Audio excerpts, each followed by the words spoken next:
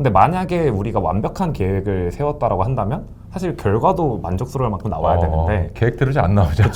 그거는 이제 보통 두 가지의 경우인 거죠. 내가 네. 그 계획을 제대로 못 지켰거나 네. 아니면 계획이 잘못됐거나 그래서 이 두 가지 측면을 함께 체크할 수 있게 이 시험이 끝나고 나면 오답 노트를 좀 준비를 한다라고 보시면 될 것 같고 네. 네, 여러분 안녕하세요. 이윤규 변호사입니다. 저희가 기존에 이제 주로 성인 수험생 분들 공부법을 좀 많이 중점적으로 다뤘었는데 최근에 이제 중고등학생분들 입시 공부법, 특히 이제 내신이라든지 수능 준비하는 거 저희가 준비를 좀 하고 있어요. 그래서 오늘 서울대 정치외교학부에 재학 중이신 우리 공부에 있어서는 우리 서울대 끝판왕이라고 할 수 있잖아요. 그죠? 모시고 한번 얘기를 들어보려고 합니다. 네, 안녕하세요. 네, 안녕하세요. 네, 일단 저희가 시험이 끝나고 난 후에 의외로 좀 해야 될 게 있다면서요? 네. 특히 내신 시험 끝났을 때 그게 뭔가요? 이게 내신 시험은 끝나고 나면은 사실은 준비 기간이 또 길었다 보니까 네. 바로 놀러 가야 되겠다 놀러 이런 가야 생각을 저도 그랬었고 네. 이제 그렇고 이제 또 범위가 한번 끝나면은 그 범위에 해당하는 거는 다시 안 나온다라는 생각 때문인지 내신 시험이 끝나면 되게 안 하는 것들이 있는데 네. 의외로 내신 시험이 끝나고 해야 되는 일 중에 하나가 오답 노트. 오답 노트. 네. 그래서 이 오답 노트라고 하면은 그냥 틀린 문제를 다시 보고 내가 몰랐던 거를 배우고 이렇게만 생각을 하면은 사실은 내신 시험이 끝나고 굳이 할 필요가 없을 수도 있기는 한데 여기서 얘기하고자 하는 오답 노트의 개념이 조금 다르기 때문에 내신 시험의 특수성을 고려해서 어떤 식으로 오답 노트를 좀 준비를 해야 되고 왜 해야 되고 이런 것들을 좀 말씀드려보려고 합니다. 기존에 보면 이제 뭐 모의고사 시험지라든지 아니면 학교 시험지 이런 것들 오답 노트 만든다 해서 오려 붙이는 친구들도 그렇죠. 있고 그냥 네. 손으로 쓰는 친구들도 있는데 거기서 그냥 딱 끝나잖아요. 네, 맞아요. 그냥 끝나고 답이 5번이었네 한번 보고 넘어가고 이런 맞아요. 식인데 네. 그거 말고 이제 다른 뭔가 오답 노트 오늘 전수해 줄 게 네. 있다고 하십니다. 그게 뭘지 한번 들어보겠습니다. 네. 그래서 그 오답 노트를 어떻게 하는지 또 왜 해야 되는지를 말씀드리기 전에 제가 앞서 조금 말씀드렸는데 특히 내신 시험의 경우에는 특수성이라는 게 있잖아요. 네. 이제 고등학교 1학년에 들어가고 나서 뭐 고3 1학기까지 보통 반영이 되니까 총 5개의 학기 동안 중간 기말에서 10번의 시험을 보게 되는데 네. 사실 유형은 비슷비슷하다라고 봐요. 선생님들에 따라서 조금씩은 달라지겠지만 어쨌거나 유형은 비슷비슷하기 때문에 나는 동일한 시험을 똑같이 입시에 반영되는 비중을 가지고 10번씩이나 보게 되는 건데 네. 그럼 이제 그 반복이 되기 때문에 내가 어떤 실수를 했는지 이런 것들을 계속 개선해 나갈 수 있다는 장점이 있는 거거든요. 같은 유형 사실상 거의 같은 유형의 시험을 치는데 내가 했던 실수는 계속 반복하고 맞아요. 또 맞췄던 문제 계속 맞히는데 뭔가 내가 실수하고 잘못된 포인트를 좀 고쳐줘야 된다 이런 네. 얘기시네요. 그래서 이 오답 노트라고 했지만 사실은 핵심은 공부법 개선을 위한 오답 노트라고 보시면 좀 될 것 같습니다. 스크랩을 위한 게 아니라 공부법 개선을 네. 위한 오답 노트. 네. 네, 그래서 이제 우리가 시험을 준비하는 과정을 생각을 해보면 중간고사, 기말고사를 언제 보내? 그러면은 이때 무슨 과목을 보내? 몇 주 정도의 계획을 잡고 각 과목별로 어떻게 공부를 해야지 해서 계획을 세워서 이제 뭐 그 계획 완벽하게 지키지 못할 때도 많지만 그 계획에 따라서 준비를 하고 나서 시험을 보게 되잖아요. 네. 근데 만약에 우리가 완벽한 계획을 세웠다라고 한다면 사실 결과도 만족스러울 만큼 나와야 되는데 계획대로 잘 안 나오죠. 그거는 이제 보통 두 가지의 경우인 거죠. 내가 네. 그 계획을 제대로 못 지켰거나 네. 아니면 계획이 잘못됐거나 그래서 이 두 가지 측면을 함께 체크할 수 있게 이 시험이 끝나고 나면 오답 노트를 좀 준비를 한다라고 보시면 될 것 같고 네. 이래서 오답 노트를 해야 된다라는 얘기를 조금 드렸던 것 같은데 그래서 오답 노트를 하기 위해서 제가 조금 잡아둔 단계가 한 3개에서 4개 정도 있는 것 같습니다. 3-4개나 돼요 오답 노트. 그냥 이렇게 내가 스크랩에서 딱 그냥 틀렸구나 이거 확인하는 그런 게 아니네요. 그렇죠. 네. 네. 그래서 일단 첫 번째는 오답 노트를 하려면은 오답이 있어야 되잖아요. 네. 그러니까 이제 문제를 틀려라 이런 말이 아니고 네. 그 문제를 풀고 그거에 대한 답을 보고 이제 오답 노트를 해야 되니까 네. 내가 문제를 풀 때부터 조금 오답 노트를 염두에 두고 풀어야 된다. 염두에 두고 풀어야 된다. 네. 그러니까 이제 내가 무조건 이거를 틀려서 오답 노트를 만들어야지가 아니라 문제를 풀면서 사실 문제는 왜 푼다라고 생각하시나요? 점수를 맞게 푸는 거죠. 네. 네. 또 이제 그렇게 공부를 하면 또 네. 재미있게 공부를 할 수 있는 방법이 네. 되긴 하는데 네. 이제 보통 우리가 시험 공부를 할 때도 실제 시험을 준비하기 위해서 개념을 공부할 때가 있고 문제를 풀어볼 때가 있는데 네. 문제를 풀어본다라는 건 내가 얼만큼 알고 있는지를 체크하기 위해서 푼다라는 개념이라고 생각을 하거든요. 네. 그래서 문제를 풀 때도 내가 뭘 알고 있고 뭘 모르고 있는지를 좀 확실하게 체크를 하기 위해서 문제를 풀 때부터 나만의 어떤 기호 같은 것들을 좀 만들어 보면 좋을 것 같습니다. 뭐 확실하게 아는 건 동그라미, 확실하게 아닌 거는 X, 헷갈렸던 것들은 세모 이런 식으로 표시를 하면서 좀 푸는 거죠.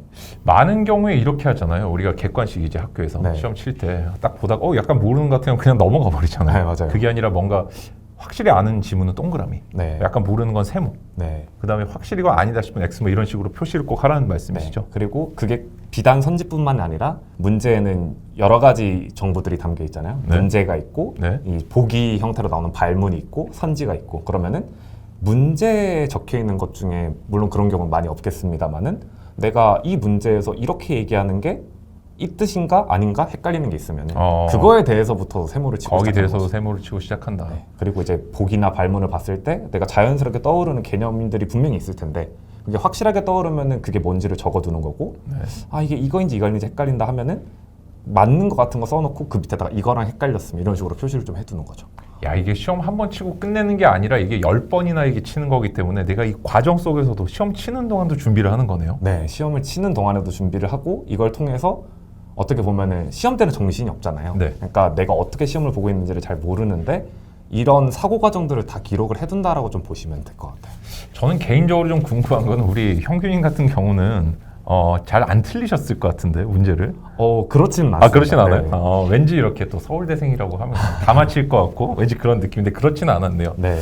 그 다음에 제가 또 이제 이때 수학 같은 거 문제 풀 때 보면 엄청 막 이렇게 지저분하게 쓰는 학생들도 있고 그런데 네. 지금 말씀하신 거에 따르면 조금 그런 경우에도 오답 노트를 내가 쓴다라고 생각하는 방식을 좀 다르게 해야겠네요. 아, 그쵸. 이게 그래서 물론 시험지에 따라서 공간이 얼마만큼 있느냐의 차이가 조금 있겠지만 네. 대부분 특히 수학 시험지 같은 경우에는 계산을 할 수 있게끔 공간을 또 많이 주세요. 네네, 그렇죠. 그래서 사실은 뭐 부모님이나 선생님께서 글씨 좀 예쁘게 써라 이렇게 예쁘게 하는 습관 가져라라고 하는 그게 허투루 하시는 말씀은 아닌 게 네. 내가 쓴 걸 내가 알아볼 수 있어야 되거든요. 네. 이게 수학을 풀 때도 그런 계산식 같은 부분들을 제대로 정리를 안 하면서 풀면은 풀 때 내가 이걸 보고 풀 때도 잘못 풀 수도 있고 나중에 문제 틀린 문제를 확인했을 때 그 수학 답지들을 보면은 어떤 지점에서 뭘 이론을 떠올리거나 공식을 떠올려서 적어내야 되는 포인트들이 생기잖아요. 네. 그러니까 내가 그 사고 과정을 따라오면서 이걸 잘 해오고 있다가 어디서 막혀서 내가 생각을 못했지? 어디서 뭘 헷갈렸지? 어디서 계산 실수를 했지? 이런 것들을 알아볼 수 있어야 되는데 뭐 여기 적혀 있는 문제를 갖다가 여기서 쓰다가 또 잠깐 간단 계산해야 될 거 나올 땐 여기서 쓰고 옆에 쓰고. 네. 저도 많이 그랬었는데 네네. 그렇게 되다 보니까 틀리고 이거 왜 틀렸어? 싶은 거죠. 네. 발견할 수 없는. 그러니까 문제 풀 때 보면은 여기 오른쪽 밑에 문제인데 왼쪽 위에다가 막 따로 네, 계산을 맞아요. 정대 네. 이런 것들 많잖아요. 근데 우리가 공부 잘하는 이렇게 친구들을 과거에 보면은 시험지가 되게 깔끔하더라고요. 그 이유가 좀 있을까요? 그게 이제 문제를 연습하면서 푸는 훈련이 되어 있으니까 훈련이. 네, 그 문제를 딱 보게 되면은 네. 이런 연습을 하고 나면은 이제 처음에는 그냥 내가 잡히는 대로 풀고 나중에 보니까 이랬네라고 확인이 되는데 나중에 보니까 이랬네가 점점 쌓이다 보면은 문제를 보자마자 이거 이렇게 했었던 거구나 라는 게 떠오른다거나 이거 이렇게 해야지 내가 나중에 안 헷갈리고 볼 수 있거나 문제 풀 때도 안 헷갈리겠구나 이런 것들이 체화가 되다 보니까 뭐 어떤 유형의 문제를 딱 보면은 이거 보면서 어디에다가 내가 중요하게 써놓고 수학 문제는 어떤 유형이 나오면은 이거는 딱 봐도 계산이 많이 나오는 거니까 중간에 줄 그어놓고 미리 계산 공간 만들어 놓고 이런 식으로 문제 푸는 틀에 대한 훈련을 조금 하는 것 같습니다. 제가 보면은 이제 뭐 어제 뭐 먹었는지 점심 때 아침 뭐 먹었는지 기억도 잘 안 나는데 네. 뭐 수학 문제 이런 거는 내가 어떻게 풀었었는지 잘 기억이 전혀 안 날 것 그렇죠. 같아요. 그런 식으로 네. 잘 적지를 않으면 그래서 깔끔하게 딱 적는 게 중요한 것 같고 제가 아는 이제 유튜버 분 중에 한 분이 이분도 이제 서울대 다니시는 분인데 그분이 자기는 수학 문제를 너무 깔끔하게 풀어가지고 선생님께서 야 이거는 시간 내에 이렇게 쓸 수 있는 거냐고 물어보셨다고 할 정도였다고 하더라고요. 네. 워낙에 연습을 많이 해서. 근데 그게 명료하면 자기 사고 과정이 이렇게 딱 드러나고 어디가 틀렸는지를 좀 깔끔하게 볼 수가 있겠네요. 네. 알겠습니다. 첫 번째 포인트는 그래서 오답 노트에서 우리가 시험지 자체를 좀 분석을 해야 된다. 그러기 위해서 어떤 나의 사고 과정들, 흔적을 좀 남기는 게 중요하다는 얘기를 해주셨어요. 두 번째는 뭔가요? 이제 그렇게 풀고 나면은 분명히 틀리는 문제들이 생깁니다. 네. 저조차도 틀리는 문제들이 되게 많았었는데 네. 이제 시험지를 그렇게 분석할 수 있게끔 남겨놨으면은 틀린 문제들을 확인을 해야 되겠죠. 네. 근데 이제 제가 앞서 말씀드릴 때 문제를 풀 때 맞는 거 틀린 것만 체크하는 게 아니라 헷갈렸던 지점들까지 다 체크를 하도록 이렇게 사고 과정을 쓰라고 했기 때문에 네. 사실 틀린 문제 확인하고 분석하기라고 했지만 네. 사실은 내가 몰랐던 부분을 확인하고 분석하는 거다라고 좀 보시면은 좋을 것 같습니다. 일단 적어놓은 것 중에서도 이 부분을 내가 몰랐구나, 이 부분이 틀렸구나 하는 부분을 좀 분석을 하는 거네요. 네, 그렇죠. 그래서 뭐 좀 내가 몰랐던 부분이 있는 문제, 뭐 여기서는 간단하게는 틀린 문제라고 말씀을 좀 드리겠습니다만 그런 틀린 문제에 대해서는 일단은 첫 번째로 이 문제가 어떤 유형의 문제였는지, 그리고 항상 그런 얘기가 많이 나오잖아요. 출제자의 시각에서 생각하라. 출제 의도를 파악하라. 그렇죠. 네. 이 문제를 도대체 왜 냈을까? 네. 나한테 뭐를 체크해보고 싶어서 이 문제를 냈지? 이런 네. 것들을 한번 생각을 해보는 거죠. 저는 뭐 문제 유형이라고 하면은 뭐 사실 엄청 큰 범위에서만 분류해도 되는데, 뭐 개념을 확인하는 문제 유형이 될 수도 있고, 개념 확인 문제 유형이면은 그 개념을 알고 있었냐 모르고 있었냐로 정답이 갈리겠죠. 당연히 출제 의도도 그 개념을 너 알아?가 아마 출제 의도가 될 거고요. 이제 그걸 응용하는 문제풀이형이 되면은 이 개념을 아는 것뿐만 아니라 이 개념을 적절하게 너가 응용할 수 있어?까지 물어보는 건데, 이런 식으로 좀 분류를 해서 이 문제가 이런 유형이었고 이런 거를 물어보려고 했겠구나라고 이제 처음에는 분석을 합니다. 근데 여기서 궁금한 거는 많은 어떤 학생들이 이런 생각을 하더라고요. 내가 어떻게 출제자 의도를 분석을 해? 나는 그냥 문제만 봐도 모르겠는데, 이럴 때는 좀 어떤 조언을 좀 해줄 수 있을까요? 이제 여기 첫 번째 단계가 어려우신 분들은 이제 어차피 두 번째 단계로 넘어가면은 두 번째 단계의 것들을 생각하면서 첫 번째 단계를 같이 유추할 수 있게 됩니다. 좀 해결이 되나요? 네. 이게? 두 번째 단계는 그럼 뭔가요? 이 두 번째 단계는 그래서 내가 이 문제를 풀기 위해서는 내가 뭘 알고 있어야 했지를 떠올려 보는 거예요. 뭘 알고 있어야 했는지. 네. 뭐 예를 들어서 어떤 수학 문제가 나왔다라고 한다면 이 부분에 대해서는 내가 이 공식이 이렇게 유도된다라는 걸 알고 있어야 되고, 이 공식이 이런 식으로 변형이 될 수 있다라는 걸 알아야 됐네. 요 두 개를 알고 있어야 풀리는 거였네. 라고 하면은 당연히 그 두 개를 알고 있어야 풀리는 문제였으니까 출제 의도는 너 이 두 개 알아? 두 개를 알아. 이런 거였겠죠. 그럼 단적으로 얘기하면 해답지를 보면 조금 알 수 있는 건가요? 그것도 맞습니다. 실제로 해답지에 보면은 이 풀이랑 별개로 이 문제가 왜 내줬는지를 적어두시는 문제집들도 있는데, 그런 경우도 보면은 이 문제는 어떤 것과 어떤 거를 구분할 수 있는지, 어떤 거에 대한 개념을 정확히 알고 있는지를 확인하기 위한 문제였다라고 나오고, 그 밑에 그거에 대한 설명이 써져 있는 경우들도 있습니다. 근데 그런 거를 딱 보면요, 이렇게 생각이 드는 경우가 있어요. 나 이거 아는데 이거 뭐 그냥 이런 의도 뭐 이거 내 공식 이거 다음에 내 실수했나 보다 이렇게 그냥 넘어가는 경우도 있잖아요. 근데 문제를 그럼 틀리는 이유들도 조금 세부적인가 봐요. 네, 그렇죠. 그래서 이제 여기서 뭘 알아야 됐는지들을 적어놓은 다음에 이제 본격적으로 들어가는 게 내가 이 문제를 왜 틀렸지에 대한 부분인데, 틀렸던 이유는 이제 내가 시험지를 보면은 아까 말씀드린 대로 시험지를 잘 준비해놨다면은 알 수 있었을 텐데, 여기서 이제 실수인지 몰랐는지를 명확하게 구분할 수 있는 포인트가 생깁니다. 뭔가요? 이제 실수라고 한다면 필요한 정보들을 내가 시험지에 다 적었을 거예요. 첫 번째 단계를 잘 수행했다면. 그냥 문제를 풀면서 발문을 보고 어떤 걸 떠올려야 됐다면 거기다 다 메모를 하면서 풀었을 테니까 이런 메모를 다 써놓고 내가 정말 뭐 이런 것도 뭐 실수한 유형 중에 하나지만 뭐 옳지 않은 것으로 옳은 것으로 생각하고 풀었다. 많이 하죠, 실수. 이런 것도 사실 문제를 정확히 읽으면서 풀면 할 일이 없는 실수지만 또 하게 되잖아요. 그래서 그런 것들을 다 적어놨는데도 불구하고 내가 틀렸다 이러면 정말 잠깐 잘못 봐서 잠깐 여기서 뭔가 머리가 하얘져서 이걸 반대로 봤나 보다라고 생각을 할 수 있는데, 만약에 내가 시험지에다가 그런 거를 못 써놓고 보고 나서 이거 알았는데 생각을 못했어, 실수야 라고 하는 거는 사실은 실수가 아닌 거죠. 그 결과 편향이라고 하더라고요. 바이어스 중에 한 개인데, 내가 결과를 보고 아는 것 같으면 그때도 알았는데 실수야라고 사람이 그냥 약간 자기 합리화라는 경향이 있다라고 하던데, 거기에 해당을 하나 봅니다.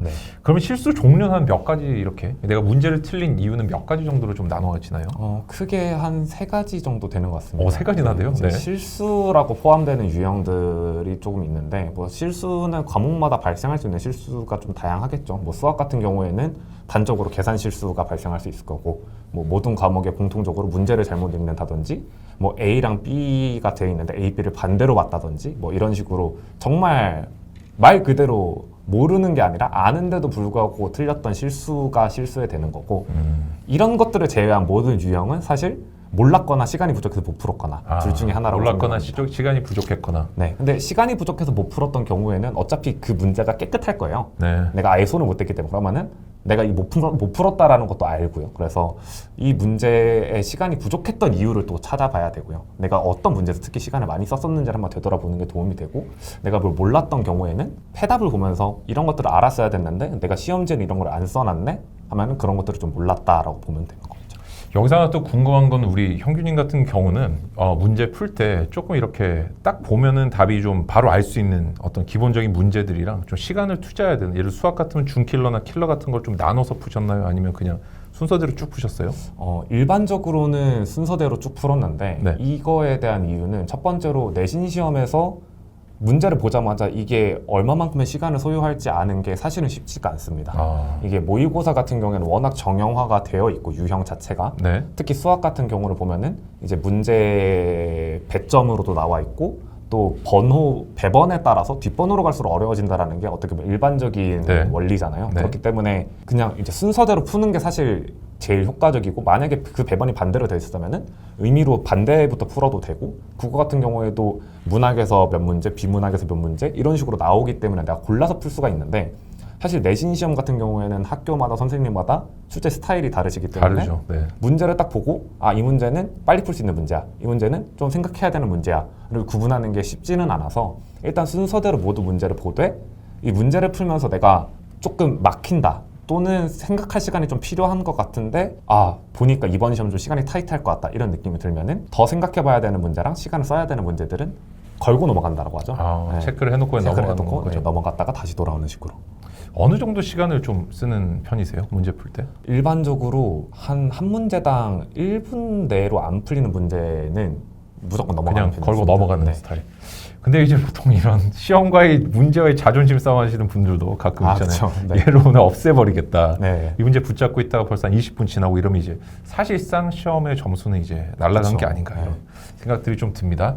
네, 그리고 이제 문제 틀린 이유도 세 가지 정도 분석을 했어요. 실수 내지는 어떤 지식이 없거나 시간 부족의 어떤 문제 이렇게 네. 세 가지 얘기를 해주셨는데 이 다음에는 그럼 뭘 좀 해야 되나요? 네, 이제 이렇게 해서 틀린 문제까지 확인을 하면서 사실은 이미 거쳐왔던 부분인데 네. 한 번 더 확인하는 게 내가 시험지에 적었던 내용을 바탕으로 내가 시험 볼 때 어떤 식으로 이렇게 생각을 하면서 문제를 풀었기 때문에 이런 결과가 발생했는지를 조금 보는 거겠죠. 그래서 문제를 딱 봤을 때 내가 어떤 순서로 접근을 했었는지 네. 그리고 각 단계에서는 어떤 것들을 떠올리거나 어떤 생각을 했는지 그리고 이제 틀린 문제들은 분명히 어려웠던 점이 있었을 거예요. 사실 보고 떠올라야 될 게 떠오르지 않아서 당황을 했다거나 딱 봤는데 풀이가 생각이 안 나서 안 떠올라서 당황을 했다거나 아니면 알고 있는데 가물가물해서 이랬다거나 이런 것들도 한번 떠올려 보면서 이래서 여기서 좀 당황해서 그 다음부터도 좀 말렸구나 이런 것들을 한번 파악을 할 필요가 있고 또 체감 난이도도 저는 개인적으로 중요하다고 생각을 체감 하는데 난이도요? 네. 이게 저 같은 경우는 이 앞서 말씀드린 문제 표시 이런 거를 하고 나서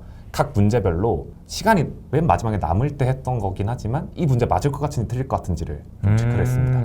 맞을 건지 틀릴 건지 체크를 어떤 기준으로 하시는 거예요? 이제 내가 정답에 대해서 네. 확신이 있는지 없는지를 기준으로 가는 건데 이제 완벽하게 확신이 있는 것들에만 체크를 하게 되거든요. 네네. 근데 이제 완벽하게 확신이 있는 문제들은 그러면 무조건 대부분 맞아줘야 되는데 네. 그런 부분에서 틀렸다라는 거는 오히려 그게 더 문제입니다. 헷갈려서 틀린 문제보다. 헷갈려서 틀린 것보다. 네. 알았다고 생각했는데 틀린 것들. 네. 그래서 그런 것들은 아예 학습 과정부터 잘못됐을 가능성이 크기 때문에 이제 그런 부분을 조금 체크하는 것도 나름대로 도움이 되는 것 같습니다.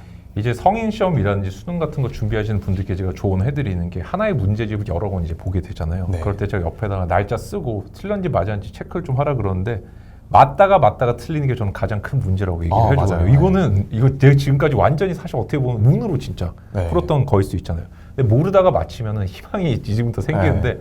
알다가 틀리는 게 사실 실전에서도 굉장히 큰 빵꾸가 좀 될 수 있다. 네. 이렇게 생각을 하고 있었는데 비슷한 또 얘기를 해주신 것 같아요. 이렇게 해서 이제 우리가 사고 과정까지 확인해서 틀린 문제 확인하고 분석을 좀 했어요. 이후에는 좀 뭘 좀 해주면 될까요?